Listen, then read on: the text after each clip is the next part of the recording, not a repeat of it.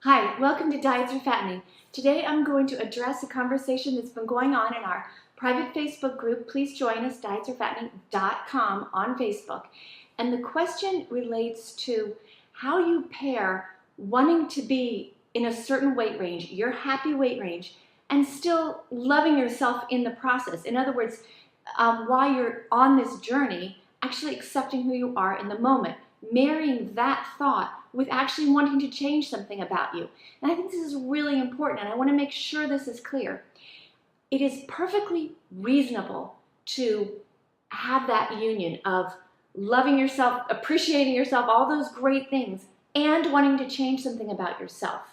So if you're one of these people, like I was, who just didn't like how my body felt, didn't like the weight I was, didn't like going up and down, didn't like thinking about food and worrying about food and all that crap that goes with having a diet mentality, and taking that and at the same time, so wanting to change things about me, but at the same time still caring about myself, so respecting myself, you can do these two things together. They are not mutually exclusive.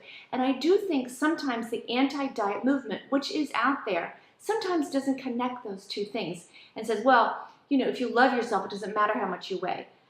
Yes, you can still love yourself, of course, that goes without saying, but it is also, again, very reasonable to want to be in a certain weight range. And I don't mean weird skinny, I mean where your clothes fit, you feel good, you walk into a room and you never think about, oh, the biggest one here, or all that kind of stuff.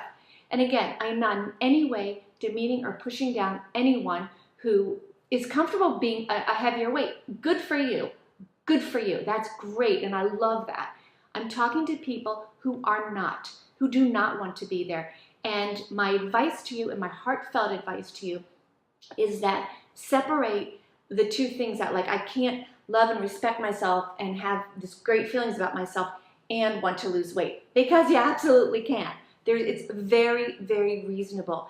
It's just a demonstration. Your body is important to you, and it's a demonstration that you care about, being a certain size. And if you're a heavier size, that doesn't mean you don't care about your body. But if you're someone who wants to be in a certain size, you can do this. And think about it this way. So I want to get to more practical help. Think about it this way. Every time you are in that moment where you because you've been a dieter, and again, this message is for people who've been dieters, like I was, okay? You're in that moment, you're anxious because you want to lose weight, and you want to do it quickly. I know you do. I know I did. You want to do it quickly. Not going to happen. Not going to happen. Let go of that dream. It's a phony dream. It doesn't happen quickly. If it happens quickly, it's because you're going to gain it right back. So don't even go there. Instead, combine that love, self-nurturing, however you want to phrase it, with your long-term goal by giving yourself some time. Giving yourself time. Stretch this out over the rest of your life, not next Saturday when you want to fit into a certain pair of pants, okay? That's way too short. That's way too short.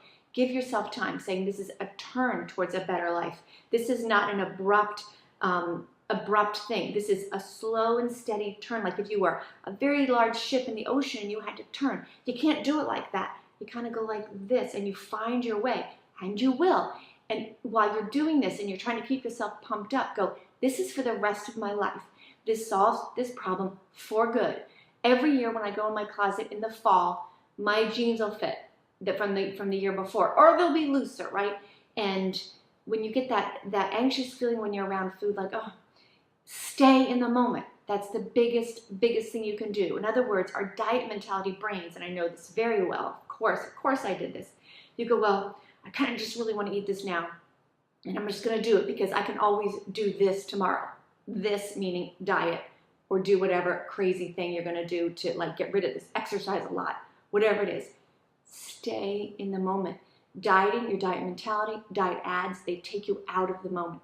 Stay connected. Stay in that moment. Don't give yourself that little escape route of a different time zone. Well, I'll worry about this tomorrow. No. You're in this moment.